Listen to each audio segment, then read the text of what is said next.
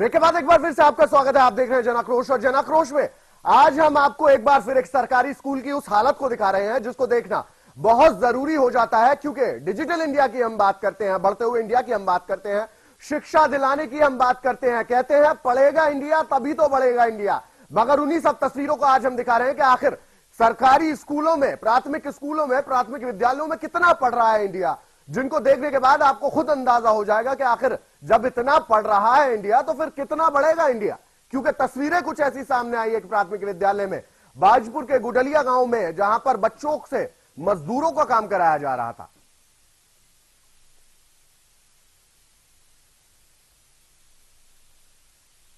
इस खबर पर और चर्चा के लिए हमारे साथ उमा जोशी जी, समाज सेवी हैं, ये हमारे साथ जुड़ चुकी हैं। उमा जी, स्वागत है आपका इंडिया क्राइम पे। यस। उमा जी, आपसे जानना चाहेंगे, सरकारी स्कूलों में बच्चों को शिक्षा जिस तरीके से दी जाती है और शिक्षा के नाम पर जो बच्चे वहां आते हैं उनसे तरह तरह के काम कराए जाते हैं, क्या प्रतिक्रिया है आपकी इस पर? सर, यही कारण है कि आज की जनता है जो सरकारी स्कूलों में बच्चों को अपने बच्चों को भेजने से डरती है और अपने स्कूलों को सरकारी स्कूलों में भेजना नहीं चाहती है। आज ये जो गुलेरिया गांव में हमने देखा है, किसी कारण से बच्चे अपने माँ बाप अपने बच्चों को सरकारी विद्यालयों में नहीं भेजना चाहते, जिसको देख के बहुत ही दुर्दशा है स्कूलों की। और वो बेचारे जो बच्चे स्कूल में बाल बच्चे हैं, उनसे बाल मजदूरी हुई, बाल मजदूरी कराना जो कला अपराध है, तो फिर ये कराया जा रहा है। ये बहुत ही निंदनीय कार्य है। इस कार्य की हम निंदा करते हैं और इसमें जो अध्यापक इसमें लीन है, जो प्रधानाचार्य इसमें लीन है, तो उसको उनके खिलाफ कार्रवाई की जाए, उनको सस्पेंड किया जाए, उनके खिलाफ कड़ी से कड़ी कार्रवाई होनी चाहिए, मेरा ये कहना है। क्योंकि बच्चे पढ़ने के लिए, वो भविष्य, देश का भविष्य है, अगर उनको अभी से ये सिखाया जाएगा तो कल जाके करेंगे क्या वो आगे जाके? उनके अभी शिक्षा ग्रहण करने की उम्र है, तो इस वक्त वो कर क्या सकते हैं सर? ये उनसे बहुत गलत कार्य कराया जा रहा है। बिल्कुल उमा जी, मैं आपको बताना चाहूंगा, इससे पहले भी इंडिया क्राइम ने खुलासा किया था, एक ऐसे ही सरकारी स्कूल की हमने तस्वीरें दिखाई थी जहां पर बच्चों को मिड डे मील का जो खाना था वो बनाने में लगाया हुआ था, लड़कियां रोटियां बना रही थी जो पढ़ने आई थी। मगर मैं सवाल आपसे लेना चाहूंगा और जानना चाहूंगा, आखिर मूलभूत समस्या क्या है? किस वजह से ये मोटी तनख्वाह लेने वाले अध्यापक जो है अपने दायित्वों को नहीं निभाते हैं? क्या लगता है आपको, वजह क्या है?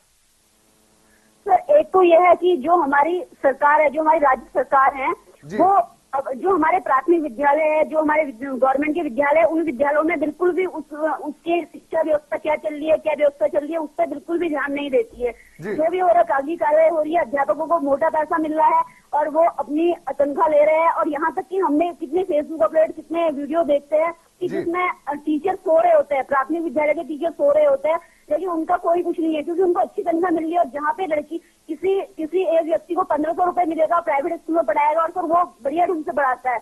लेकिन सबसे दुर्व्यवस्था यही है कि जो हमारी सरकार जिनको सैलरी दे रही है, उनकी देखभाल के लिए, इसके लिए कोई उन्होंने एक स्पेशल टीम गठित नहीं करी है, क्योंकि जो कि जाके इनकी चेकिंग करे, जो कि नियमित रूप से विद्यालयों की दुर्दशा सुधारे। अगर आज इन विद्यालयों की दुर्दशा सुधरी होती तो हमारे जो प्राइवेट विद्यालय मनचाही फीस वसूल रहे और जो जनता का शोषण कर रहे हैं, तो फिर वो सब चीज आज नहीं होती। अगर हमारी राज्य सरकार थोड़ा सा भी इस चीज में ध्यान देती तो ये बिल्कुल भी नहीं होता। बिल्कुल, बहुत सही बात कही आपने उमा जी, कि अगर ये ध्यान दिया जा रहा होता और शिक्षा अच्छी मिल रही होती सरकारी स्कूलों में, तो फिर जो प्राइवेट स्कूलों की मनमानी है शायद कम होती। आपसे जानना चाहेंगे, आपको क्या लगता है निजी स्तर पर कि क्या कदम उठाए जाने चाहिए जिससे ये सरकारी स्कूलों में जिस तरीके का ये खिलवाड़ हो रहा है इस पर लगाम कसी जा सके?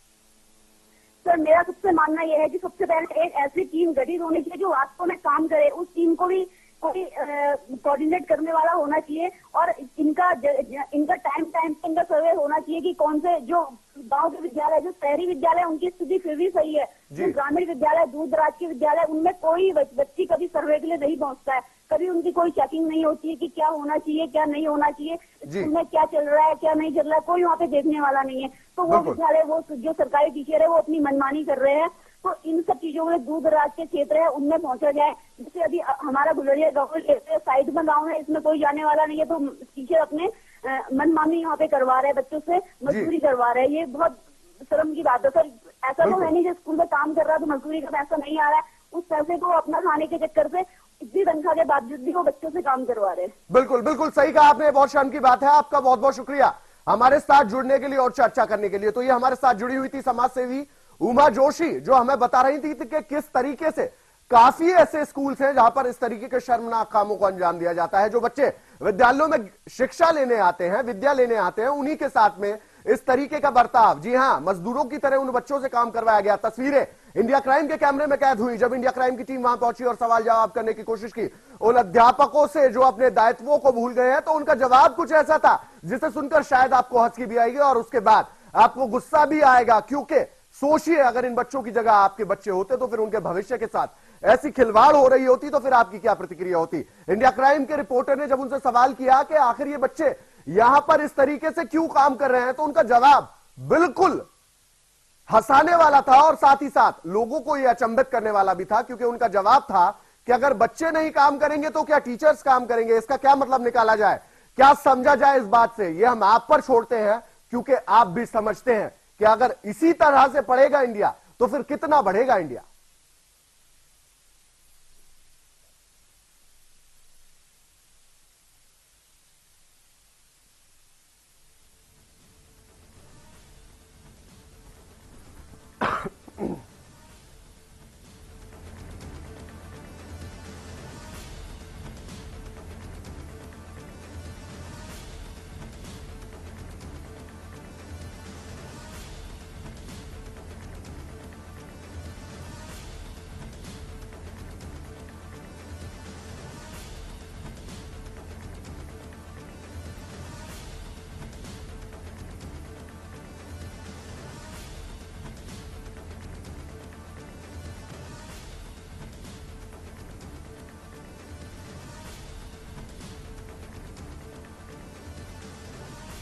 इस विषय पर और चर्चा के लिए हमारे साथ बलराज जी, भारतीय जनता पार्टी के नेता, हमारे साथ जुड़ चुके हैं।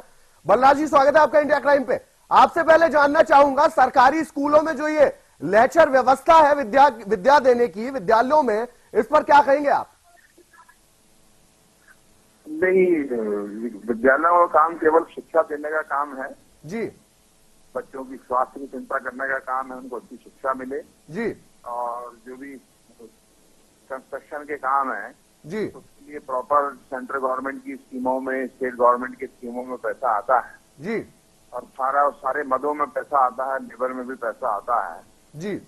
ये जो है, मैं ये समझता हूँ कि उसमें बच्चों से कोई काम कुम कराना ये तो उचित नहीं है। बलराज जी, इस तरीके की तस्वीरें लगातार सामने आ जाती हैं। इससे पहले भी हमने बांदा की भी कुछ तस्वीरें दिखाई थी जहां मिड डे मील का खाना बनाते हुए जो छात्राएं वहां पढ़ने आई थी उन्हें दिखाया गया था। मगर वजह क्या होती है, आखिर ऐसा हो किस वजह से जाता है, किसकी कमी देखते हैं आप? नहीं, उसको बहुत ज्यादा मैं समझता हूँ राजनीतिक के लिए लेना चाहिए, क्योंकि विद्यालय का जैसे खाना बनाने की बात है तो पारिवारिक माहौल होता है, बच्चों का, टीचरों का आपस में कुछ सहयोग करते होंगे तो उसमें कोई दिक्कत नहीं है। लेकिन वो पूरी तरीके से उनसे कोई लेबरी कराई जाए तो ये अगर ऐसी कोई स्थिति है तो चिंताजनक बात है जी। और जब इस तरीके की तस्वीरें सामने आए जहां बच्चों को मजदूरी करते हुए दिखाया जाए तो निश्चित रूप से उसकी जांच होनी चाहिए। जो सक्षम अधिकारी हैं उनको स्थान पर जाना चाहिए, पता करना चाहिए क्या विषय है और उसका जो उसमें कोई सकारात्मक हल निकालना चाहिए। और कोई बहुत बड़ा कोई आपराधिक मामला हो तो गंभीर विषय है और कोई जो है चूक होना जो है वो एक विषय अलग है। तो सक्षम अधिकारी को जाके उस सारे विषय की जो है जांच करनी चाहिए। बलराज जी, अगर सक्षम अधिकारी पूर्ण रूप से मॉनिटरिंग कर रहे होते, कम से कम नजर बनाए हुए होते कि आखिर कितनी सुचारू रूप से ये शिक्षा दी जा रही है, तो लगता है आपको कि शायद ऐसी तस्वीरें सामने ना आती। अब शिक्षा के विषयों को लेकर जो है बहुत सी स्थिति जो है अच्छी तो नहीं है कई विषयों में जी। और सारा इसके सभी लोग बराबर के जिम्मेवार हैं, अधिकारी भी जिम्मेवार हैं और कहीं ना कहीं जो ग्रामीण स्तर के जो जनप्रतिनिधि हैं, चाहे वो ग्राम प्रधान हो, जिला पंचायत सदस्य हो जी, या स्थानीय विधायक हो, सबकी अपनी अपनी जिम्मेवारी है। बिल्कुल, सबको अपनी जिम्मेवारी का जो निर्वहन जो है वो करना चाहिए। और कई बार दिक्कतें आती हैं वहाँ की ग्राम सभाओं की, गाँव की जो स्थानीय राजनीति रहती है जी। और कुछ लोगों के कई बार निजी हित भी जुड़ जाते हैं। बिल्कुल, इन सारे कारणों से जो है शिक्षा जो है प्रभावित तो हो ही रही है। बिल्कुल। अब ये एक सारे समाज के लिए कोई राजनीतिक विषय के लिए या किसी सरकार का फेलियर उस नाते से नहीं जी, सारे सरकार समाज के लिए एक बहुत बड़ा चिंता का विषय है जी। हमारे जो सरकारी विद्यालय जिस समय में अध्यापकों की तनख्वाहें जो है वो 10-5 रुपए होती थी, तो इन विद्यालयों से डीएम बन के निकलते थे लोग, जो बड़े अधिकारी बनते थे, साइंटिस्ट बनते थे। बिल्कुल। आज इतनी पर्याप्त तनख्वाहें होने के बाद भी 40-40, 50-50 हजार रुपए हम तनख्वाहें देते हैं, जी जी जी, मील भी दे रहे हैं। इन सारी सुविधाओं के बाद भी जो सामान्य उनकी शिक्षा का जो ज्ञान है वो इस तरह के है बहुत ही चिंतनीय है, बहुत ही विचारणीय है, और ये सारे समाज के लिए भी एक चुनौती है और राजनीतिक क्षेत्र में। बिल्कुल बिल्कुल बलराज जी, एक बड़ी चुनौती है। आपका बहुत बहुत शुक्रिया हमारे साथ जुड़ने के लिए और चर्चा करने के लिए। तो हमारे साथ जुड़े हुए थे भारतीय जनता पार्टी के नेता जो खुद इस बात को मान रहे थे कि एक बड़ी चुनौती है, ना केवल उन राजनीतिक पार्टियों के लिए, उन राजनीतिक दलों के लिए जो शायद सत्ता में है या फिर नहीं है, मगर ये एक बड़ी चुनौती पूरे समाज के लिए है और समाज को भी इसके प्रति जागरूक होना पड़ेगा। तभी शायद उन बच्चों के भविष्य को बचाया जा सकेगा जो स्कूल में पढ़ने जाते हैं और मजदूरी कर कर घर वापस लौट कर आते हैं। जन आक्रोश की इस खास कड़ी में आज इतना ही। मुझे दीजिए इजाजत और देखते रहिए इंडिया प्राइम।